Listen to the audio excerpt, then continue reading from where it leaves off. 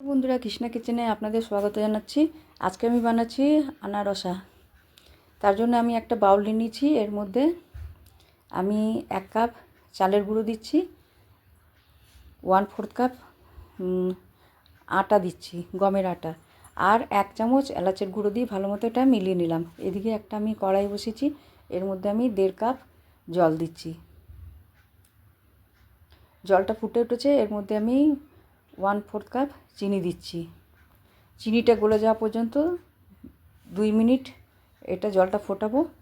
জলটা ফুটে উঠেছে, এবার চিনিও গলে গেছে। এবারে আমি চালের গুঁড়োর মিশ্রণটা দিয়ে দিচ্ছি, দিয়ে একটা ডো বানাবো। দেখুন হয়ে গেছে। গ্যাসের ফ্লেমটা একটু লো করে দিয়েছি। এবার এর মধ্যে আমি 2 চামচ ঘি দিচ্ছি, এতে আনারসগুলো একটু খাস্তা হবে। ঘি দিয়ে ভালো মতো মেখে মেখে একটা মসৃণ ডো তৈরি করিয়েছি। এবার এটাকে একটু রোল করে নিয়ে একই সাইজের একটু কেটে কেটে নিচ্ছি। এবার এটা বলের মতো করে এবার তিলের মধ্যে কোট করব। একটু তিলের মধ্যে রেখে হাত দিয়ে হালকা চাপ দিয়ে তিলগুলো আমি কোট করে নিচ্ছি। কোট করে সব আনারসগুলো আমি গড়ে নিচ্ছি।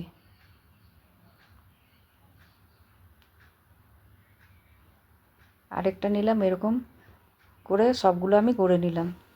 এদিকে এবারে আমি একটা কড়াইয়ে গ্যাসে চাপিয়ে দিলাম, এর মধ্যে গ্যাস অন করে রিফাইন্ড অয়েল দিয়ে দিলাম। তেলটা এখন অনেক হাই গরম আছে, এরকম গরম তেলের মধ্যে দিতে হবে। দিয়ে আঁচটা আমি কমিয়ে দেবো। আর এটা 3-4 মিনিট এটা এরকমই থাকবে। যখন নিচের থেকে একটু ভাজা হবে, তারপরে আমি এগুলোকে উল্টে পাল্টে ব্রাউন করে ভেজে তুলে নেব। দেখুন কি সুন্দর সব আনারসগুলো ফুলে উঠেছে। এরকমভাবে আপনারাও বানাবেন, আর এগুলো খেতে খুবই টেস্টি লাগে আর খুবই তাড়াতাড়ি হয়ে যায়। এগুলোকে বানিয়ে দেখুন একদম ব্রাউন হয়ে গেছে। এবার এগুলো আমি একটা প্লেটে টিস্যু পেপারের উপরে উঠিয়ে রাখবো।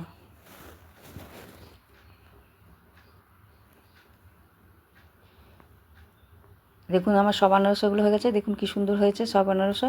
এগুলো আপনার একবার হলেও বানাবেন, আর বানিয়ে খেয়ে আমাকে বেশি বেশি করে লাইক আর সাবস্ক্রাইব করবেন। আজকের মতো এখানে আসছি, এবারে অন্য রেসিপি জন্য আপনারা আবার অপেক্ষা করবেন। নমস্কার।